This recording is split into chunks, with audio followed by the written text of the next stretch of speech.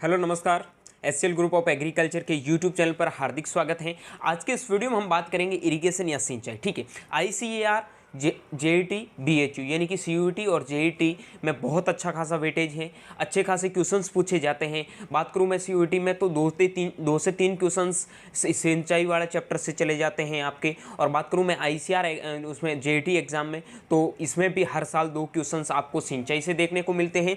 मैं इस चैप्टर में मतलब बहुत अच्छे से ये चैप्टर आपका क्लियर करने वाला हूं और इसमें यह भी बताऊंगा कि क्वेश्चंस लास्ट ईयर में आपको कैसे पूछे जाते हैं और आगे कैसे क्वेश्चंस पूछेंगे। ठीक है, अगर आपको इस चैप्टर का क्वेश्चंस एक भी गलत नहीं करना है तो हमेशा मेरे साथ में जिस हिसाब से क्लासें देखते हो वैसे ही देखते रहिए। हम आते हैं हमारा हमेशा की तरह। मैं थोड़ा माफ़ी चाहता हूँ, आपके काफ़ी दिन से आपके क्लासें डिले चल रही है कोई कारणवश, लेकिन मैं उम्मीद मतलब कोशिश पूरी करूँगा कि आपका एग्जाम तक सिलेबस पूरा कवर करवा दूँ। ठीक है, बहुत अच्छे से करेंगे अब। ठीक है ना, तो अब तो हम स्लाइडों पर चलने वाले हैं बहुत अच्छे से।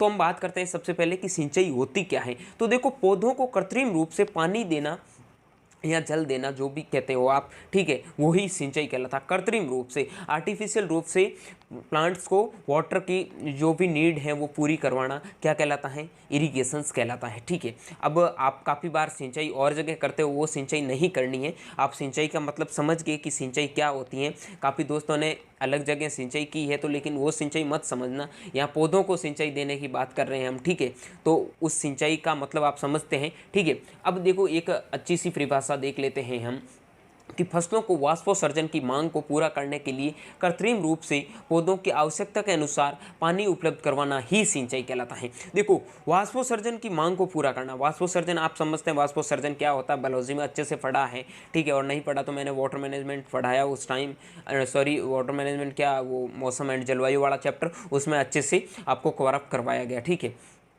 तो अब मैं बात करता हूँ, एक आपने टर्म सुना होगा और हर एग्ज़ाम में हमेशा क्वेश्चंस फिक्स होता है कि किस पौधे को कितनी जलमांग की ज़रूरत होती है, कौन कौन सी मतलब कब कब उसको सिंचाई देनी चाहिए, कौन सी सिंचाई की अवस्था होती है, ये चीज़ें आपने मतलब सुनी है। ठीक है, तो आपने एक चीज़ सुनी है कि जल मांग क्या होती है। ठीक है, water requirement, what is water requirement, क्या है व्हाट इज़ वाटर रिक्वायरमेंट, जल मांग क्या है।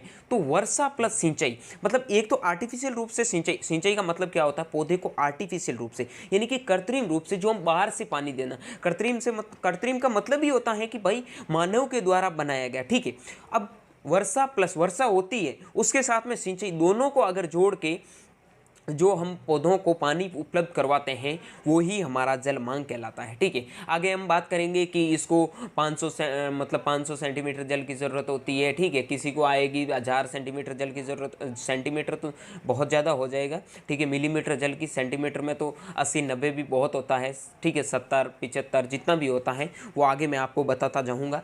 तो इस चैप्टर में मेन हमारा टॉपिक था कि सिंचाई क्या, व्हाट इज इरिगेशंस। उसके बाद में सोर्सेस ऑफ इरिगेशंस की, सिंचाई के स्रोत क्या है और इरिगेशंस है क्या, हमें सिंचाई क्यों करनी चाहिए, what is importance of irrigation, सिंचाई के क्या महत्व हैं, और कुछ इंपॉर्टेंट टर्म्स जो हर बार 100% एग्जाम में पूछे गए। मैं ये भी बताऊंगा कौन से एग्जाम में कौन सा टर्म पूछा गया है, उस हिसाब से आपको प्रिपेयर रहना है, अच्छे से इस चैप्टर को कवर करना है। अगर आपको इस चैप्टर से कोई भी क्वेश्चन गलत नहीं करना है तो इस क्लास को अच्छे से देखना, एक एक चीज़ को याद कर लेना, जो इंपॉर्टेंट बताऊँ उनको तो नोट डाउन कर लेना। और इरिगेशंस की मैं 5 क्लास में इरिगेशंस को समाप्त करूंगा और 5 क्लास में गारंटी ले रहा हूं इरिगेशंस के 2 से 3 क्वेश्चंस पूछे जाते हैं। 100% गारंटी के साथ कहता हूं, एक भी क्वेश्चंस बाहर नहीं जाएगा। ठीक है, अब बात करते हैं, एक टर्म आता है कोर वाटरिंग। ठीक है, कोर वाटरिंग क्या होता है, या कोर वाटरिंग भी बोलते हैं। कोर वाटरिंग क्या होता है, जब हमने कोई फसल बो दी और उस फसल को हम पहली बार पानी दे रहे हैं, प्रथम बार सिंचाई कर रहे हैं, पता नहीं आप कहाँ सिंचाई कर रहे हैं, लेकिन किसान होते हैं उन्होंने मतलब फसलों में ही सिंचाई देते हैं, प्रथम बार जो पानी देते हैं वो प्रक्रिया कोर वाटरिंग कहलाती है। ठीक है, ये आपको ध्यान रखना है। अगर आपको पूछ ले कि पौधों को प्रथम बार पानी देना कहलाता है कोर वाटरिंग, ड्यूटी, डेल्टा, परकोलेशंस, ऐसी चीज़ें आपको पूछेगा। आगे बताऊंगा जेईटी 2022 यूनिट 2 में कैसा क्वेश्चंस पूछा गया, इसलिए मैं पहले शब्दावली करवा रहा हूँ ताकि आपको इंपॉर्टेंट चीज़ें है ना कि चैप्टर के पीछे नहीं, आगे से जब चैप्टर पढ़ना शुरू करें ना तो पहले वाली चीज़ें होती तो हमारी कवर रहती, लेकिन पीछे जाते जाते चैप्टर में क्या होता, दिमाग खराब हो जाता, हम छोड़ देते हैं और पीछे जो चीज़ें होती है वो छूट जाती। तो ऐसा नहीं करना, इसी की वजह से मैंने जो इंपॉर्टेंट चीज़ें थी वो चैप्टर के स्टार्टिंग में डाल दी, ठीक है। उसके बाद में हम पढ़ेंगे सिंचाई की विधियाँ वगैरह, लेकिन इस क्लास में मैं आपके साथ में डिस्कस करने वाला हूँ ओनली सिंचाई की जो महत्वपूर्ण शब्दावलियाँ हैं, सिंचाई के स्रोत हैं, ठीक है, और सिंचाई के जो इंपॉर्टेंट पॉइंट है जो हर बार एग्जाम में पूछे जाते हैं, ठीक है। ये क्लास तो बहुत इंपॉर्टेंट है। अगली बात करता हूँ मैं ड्यूटी। तो ड्यूटी होती क्या है आपकी, देखो खेत में दिए गए पानी द्वारा, मतलब एक मेरी बात समझो कि खेत में आप टोटल जितना भी एरिया है उसमें टोटल पानी दे रहे हो, और पानी मतलब कुल कितना एरिया को कवर कर रहा है। आपने पानी दे दिया, मान लो 1 एकड़ में पानी दे दिया, ठीक है, और वो मतलब 1 एकड़ की ज़मीन पूरा पानी को कवर कर रहा, मतलब कितना ऐसा एरिया, कितना क्षेत्रफल ऐसा है जो पूरे पानी से क्षेत्रफल अपना कवर करता है फसल का। और उसके बाद में जो भी उनका अनुपात निकलता है, जो भी उनका रेशियो निकलता है, वो क्या कहलाता है, ड्यूटी कहलाता है। आपको ध्यान में क्या रखना, जिस दिमाग में इतना घुसा लेना कि खेत में हम कितना पानी दे रहे हैं उससे कितना एरिया कवर होता है, और उनसे जो अनुपात निकलता है वही आपका ड्यूटी कहलाता है। बहुत इंपॉर्टेंट। अब मैं बात करता हूँ बेस पीरियड के बारे में, सॉरी डेल्टा के बारे में। तो डेल्टा क्या है, कुल फसल अवधि में चाही गई पानी की मात्रा का गहराई सेंटीमीटर ही डेल्टा दर्शाता है। देखो मेरी बात समझो, अच्छे से समझना।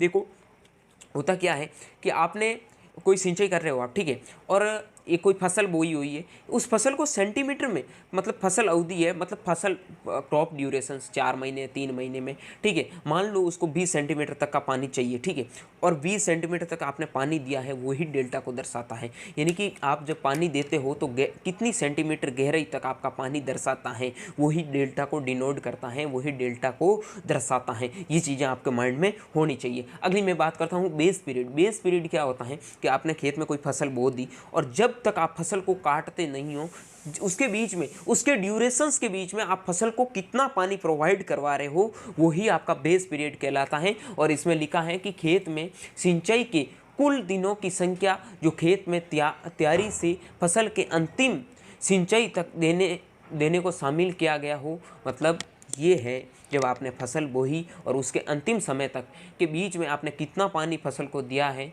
ठीक है, उस समय के जो बीच का अंतराल होता है वही क्या कहलाता है, बेस पीरियड कहलाता है, ठीक है। बेस पीरियड थोड़ा उस हिसाब से कहीं और जोड़ के याद कर लेना, ठीक है, आप समझ गए। और एक बहुत इंपॉर्टेंट मतलब टर्म्स आते हैं वो इरिगेशंस के, हर एग्जाम में, चाहे आप बीएससी में जाओगे तो भी ये चैप्टर पढ़ोगे या फिर इनको बारे में बहुत अच्छे से डिटेल में पढ़ोगे, लेकिन हमें इतना डिटेल में नहीं जाना। हमें ये याद रखना कि ये होता क्या है। एक आता है water intake. What is water intake, ठीक है, जिसे हिंदी में हम कहते हैं पानी ग्रहण।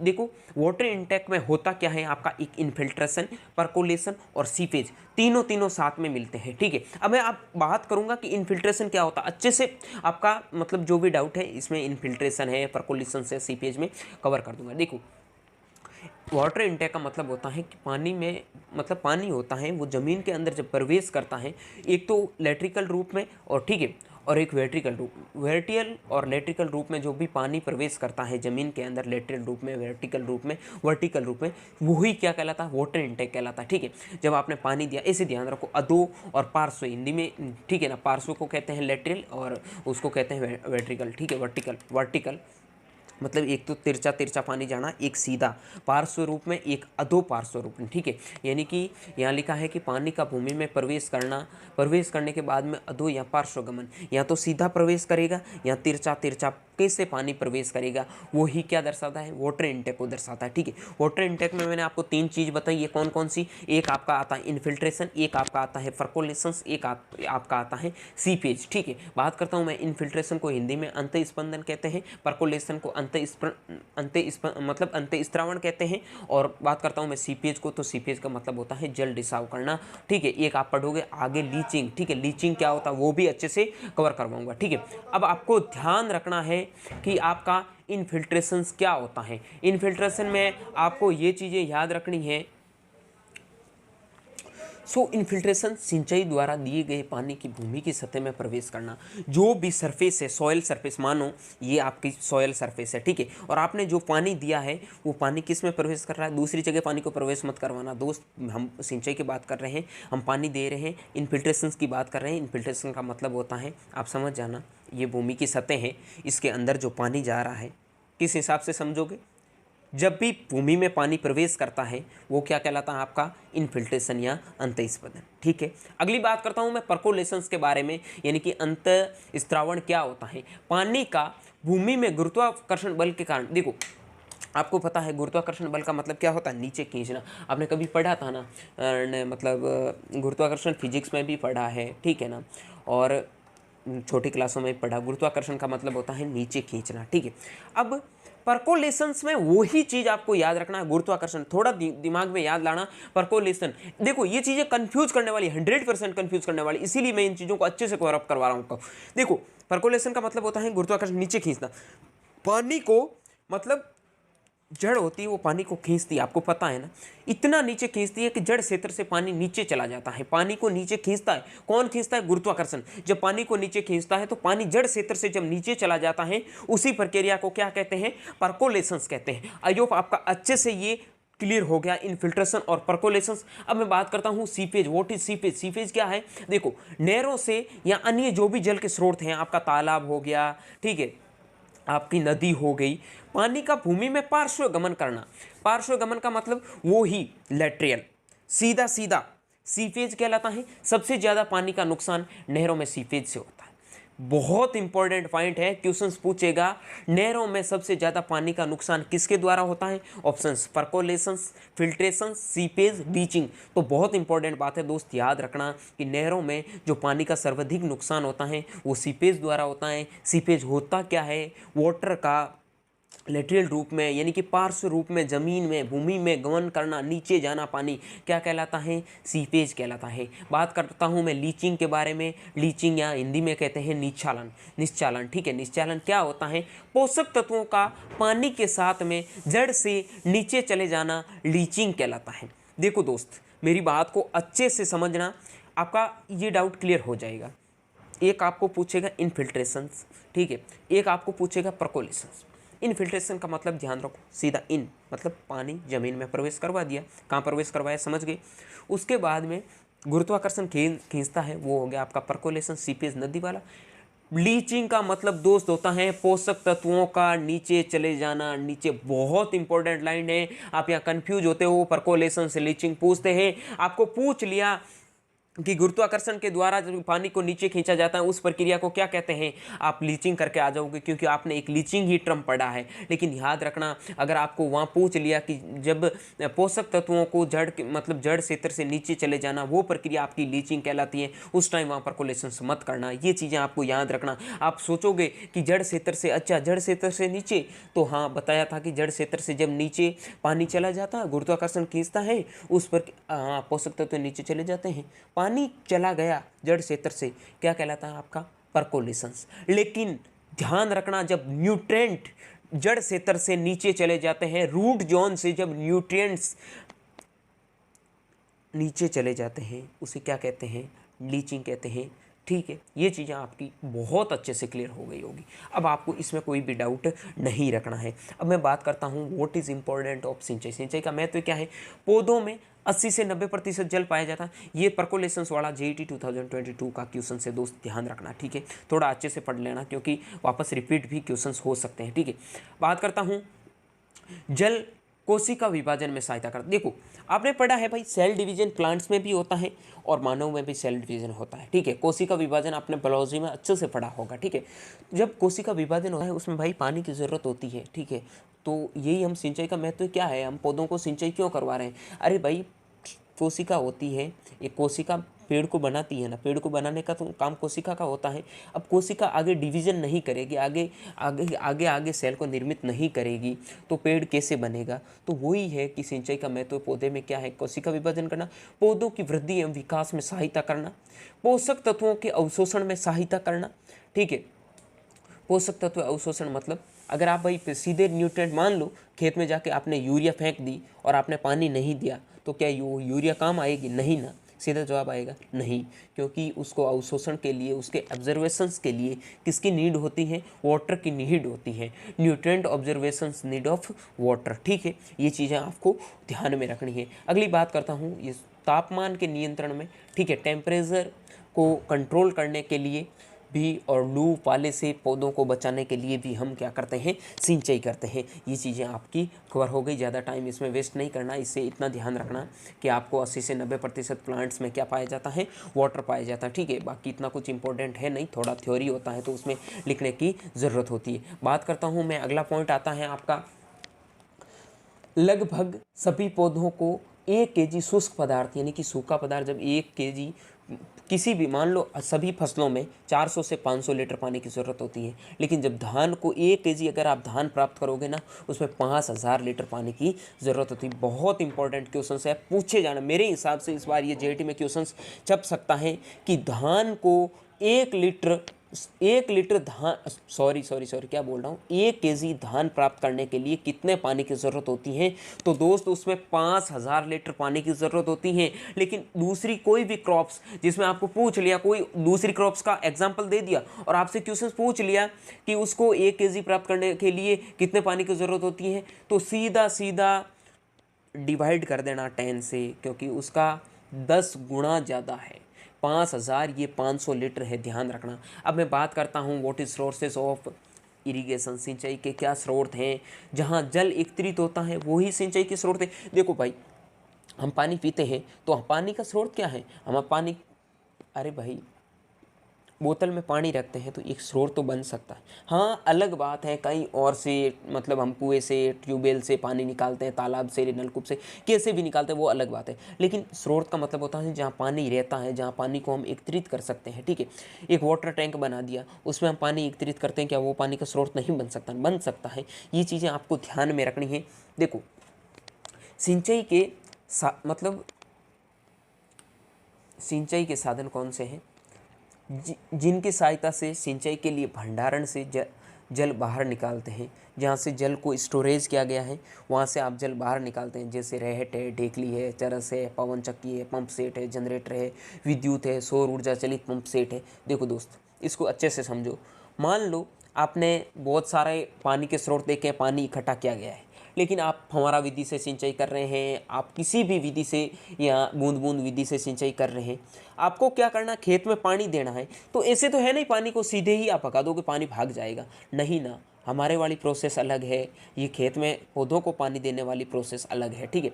देखो, सिंचाई जब आप करते हो तो पुराने समय में रेहट का प्रयोग करते थे, ढेकली का करते थे, जरस होता था जो पानी को खींचते थे बैलों से। आपने देखे होंगे, आपके दादाजी, मतलब दादाजी के टाइम ही होता था, पापा जी वाले टाइम में तो आर्टिफिशियल्स आ गया है जिसमें पवन चक्की का भी यूज़ करते, पवन चक्की घूमती थी, वो पानी निकलता जाता था। उसके बाद में पंप सेट आने लगे, फिर जनरेटर का मतलब जब बिजली नहीं होती, बिजली की नीड पूरी करने के लिए जनरेटर होता था, जनरेटर से पानी निकालते थे। ये मेरे को याद आ रहा, लगभग शायद मेरा जब जन्म हुआ था उसी टाइम की बात है। पापा जी वगैरह ये जनरेटर का यूज़ करके भी इरिगेशंस करते थे, ठीक है। उसके बाद में अब तो विद्युत आ गया, मतलब बिजली आ चुकी है। उसके बाद में हम ऊर्जा चलित पंप सेट का प्रयोग करते हैं। ट्यूबवेल में होता है, मोटर पंखा डाल देते हैं, मोटर पंखा अपने आप पानी बाहर निकाल देते हैं, या फिर कोई भी आपका वाटर सोर्सेज होता है उसमें आप वाटर पंखा डाल देते हैं, उससे आपका पानी होता है वो बाहर खेतों में चला जाता है। रेट सिंचाई का सबसे प्राचीन साधन में ये मैंने यही पहले बात आपको बताई है कि ये बहुत पुराना साधन है,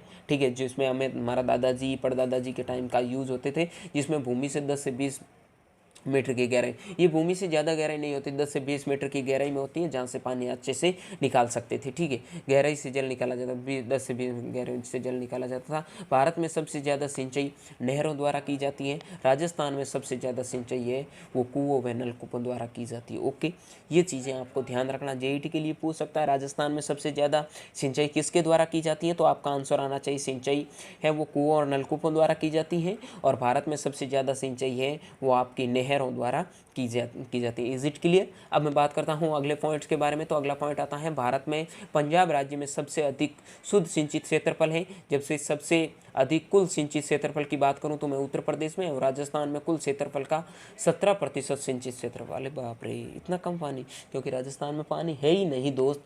तो मतलब मान लो एक बहुत इंपॉर्टेंट लाइन है, आपको शायद नहीं पूछी जाएगी। पंजाब में 98% होता है वो प्योर वाटर से इरिगेशन होती हैं, शुद्ध सिंचित होता है। 98% एकदम शुद्ध सिंचित, क्योंकि आपको पता है पंजाब हरियाणा वगैरह यहाँ सबसे ज़्यादा मतलब प्रोडक्शंस होता है। रीज़न क्या है भाई? अरे हमारे राजस्थान में प्रोडक्शंस क्यों नहीं होता है? क्योंकि यहाँ पानी नहीं है। 17% कुल सिंचाई हो रही है, तो आप समझ सकते हैं ना, अच्छे से आपके दिमाग में इतना तो घुस रहा होगा ना। भारत में पंजाब राज्य में सबसे अधिक 98% प्योर वाटर से इरिगेशन होती है, ठीक है। उसके बाद में एरिया के हिसाब से बात करूं तो मैं सबसे ज़्यादा यूपी में होती है वो इरिगेशन आपकी होती है। राजस्थान में भारत के कुल सतही जल का 1.16% वाटर अवेलेबल है। मतलब राजस्थान में टोटल जो भी भारत का पानी है उनमें से 1.16% पानी उपलब्ध है, जबकि राजस्थान में भारत के कुल क्षेत्रफल का 10.41% भाग स्थित है। अब आप समझ सकते हैं कि राजस्थान में पानी की क्या कंडीशंस हैं। राजस्थान, मान लो राजस्थान जैसे 10 स्टेट बना देना तो भारत का पूरा क्षेत्रफल समाप्त हो जाए। लेकिन पानी की बात करूँ ना, तो राजस्थान में जितना पानी होते हैं ऐसे 100 स्टेट बन सकते हैं। समझ गए ना बात को? आप मेरे हिसाब से आप बात समझ गए कि 1.6 से 95 97 के समथिंग आपके स्टेट बन जाते हैं। लेकिन एरिया के हिसाब से जो राजस्थान का एरिया देखे ना, उसके हिसाब से 10 स्टेट बनाओगे ना तो आपका क्षेत्रफल होता है वो समाप्त हो जाएगा। उस हिसाब से राजस्थान के पानी की बात करें तो 1.16 है। लेकिन पानी यहाँ होना कितना चाहिए ना, कितना कम है, एटलीस्ट यार 10% पानी तो देना ही चाहिए। वो भी हमारे पास में है नहीं, तो हम पानी में कितना पीछे हैं वो हम समझ रहे हैं, ठीक है। तो इसी प्रकार हमें इरीगेशन वगैरह अच्छे से पढ़ना है और अपने सपनों को साकार बनाना है। कोई ना, अच्छा कुछ एग्रीकल्चर में करेंगे तो राजस्थान में पानी देने की, पानी की पूर्ति कैसे भी हम करवाने की कोशिश करेंगे। बस शर्त एक ही है कि हमें अच्छा पढ़ना होगा और आपका भी साथ हमेशा देना होगा, ठीक है।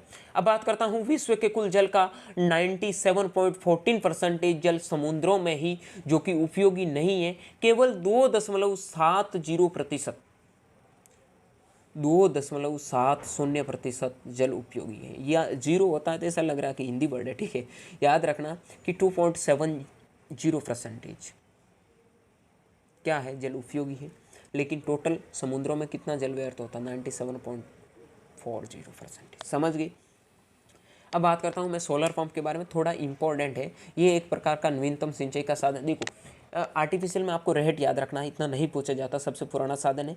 अब आपको याद ये रखना है, देखो बहुत सारे प्रोजेक्ट वगैरह अलग अलग स्टेट में निकलना, इतना डीप में पढ़ने की ज़रूरत नहीं है। अगर आप पढ़ना चाहते हैं तो कहीं ज्योग्राफी का एक कहीं से पेज लेके आप थोड़ा पढ़ लेना। बाकी नहीं पूछा जाता है कौन सी जगह कौन सी नदियाँ बहती, इतना थोड़ा आगे जाओगे डीप में। मैंने आज तक किसी मतलब एग्रीकल्चर के कॉम्पिटिटिव जो 12th लेवल के होता है उसमें ये क्वेश्चंस नहीं देखे आपका, इतना ज्योग्राफी में डिटेल में आपको नहीं पूछेगा, ठीक है। अब बात करता हूँ मैं, ये ज़मीन के नीचे से 100 मीटर तक पानी उठाता है। अब हमारे पास में पंप सेट आ गए जो 1000 मीटर तक उठा सकते हैं, ठीक है। 1000 मीटर तक तो नहीं, हाँ 1000 मीटर तक उठा सकते हैं, नॉट अ प्रॉब्लम, ठीक है।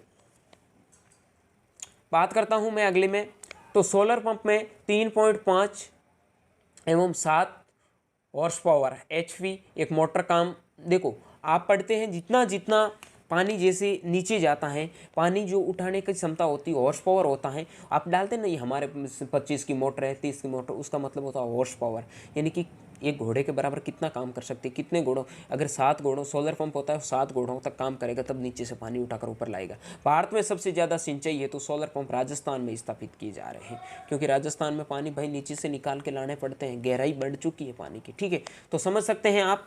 अब बात करता हूँ मैं सिंचाई के स्रोत, हम पढ़ ली है, एक पढ़ेंगे सतही सिंचाई, एक पढ़ेंगे अधोसतही सिंचाई के स्रोत कौन से। सतही सिंचाई के स्रोत के बारे में बात करता हूँ मैं, तो सबसे पहले आता है सतही सिंचाई के स्रोत के बारे में। भारत में सर्वाधिक सिंचाई मतलब नहरों द्वारा पंजाब हरियाणा में और राजस्थान में गंगानगर हनुमानगढ़ में नहरों द्वारा सिंचाई होती है।